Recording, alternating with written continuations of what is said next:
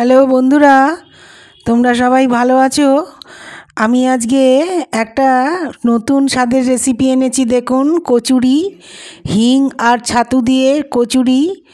দারুণ সুন্দর এই কচুরি। সকালে ব্রেকফাস্টে আপনারা করে খেতে পারেন, বা কেউ এলে সন্ধেবেলা করে খেতে পারেন। এই ময়দা নিয়েছি 2-2.5 কাপ।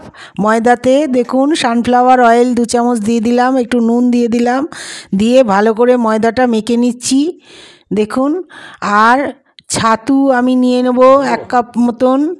এই যে ছাতুটা আমি প্রথমে ছাতুতে একটু কালো জিরে আর একটু জোয়ান আর নুন, একটু মিষ্টি আর একটুখানি বেকিং সোডা দিয়ে ছাতুটা আগে প্রথমে করে নেব। মিশিয়ে নিয়ে কড়াতে একটু তেল দিয়ে নেড়ে নিচ্ছি। দেখুন, ছাতুটা কড়াতে একটু তেল দিয়ে নেড়ে নিয়ে তারপর জল দিয়ে মেখে নেব।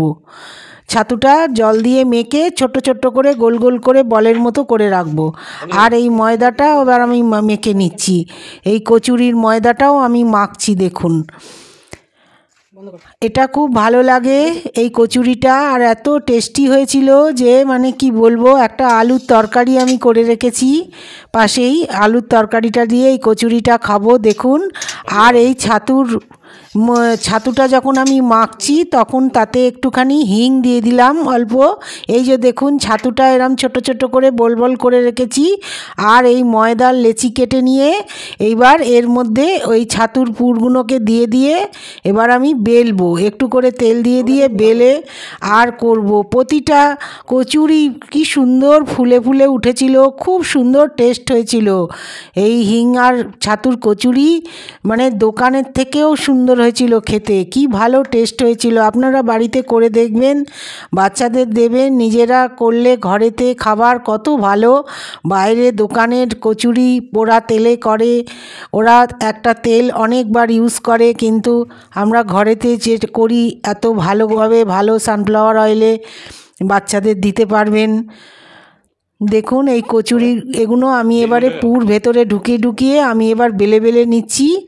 আর এবারে কড়ায় তেল দিয়েছি, দিয়ে এবারে আস্তে করে মানে গ্যাসটাকে রেখেছি যাতে তেতে যাচ্ছে। এবারে আস্তে আস্তে কচুরিগুলো ছাড়বো। তেলটা একটু ভালো করে গরম হলে তবেই কচুরিটা ছাড়বেন।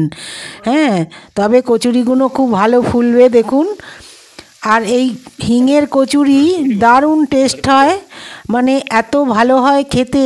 দোকানের থেকেও মানে খেতে এত ভালো হয়েছে যে আমাদের ঘরের লোকেরা প্রত্যেকে খেয়ে খুব মানে সুখ্যাতি করেছে। ওই জন্যে আমি এই ভিডিওটা নিয়ে এলাম, দেখাচ্ছি আপনাদের। দেখুন, খুব সুন্দর। একটুখানি বেকিং সোডা ওই ছাতুর মধ্যে একটু মাখবেন, যখন জল দিয়ে দেবেন, দিয়ে ভালো করে মাখবেন ছাতুটা। এই যে দেখুন, কচুরিগুলো কি সুন্দর ফুলে ফুলে উঠছে।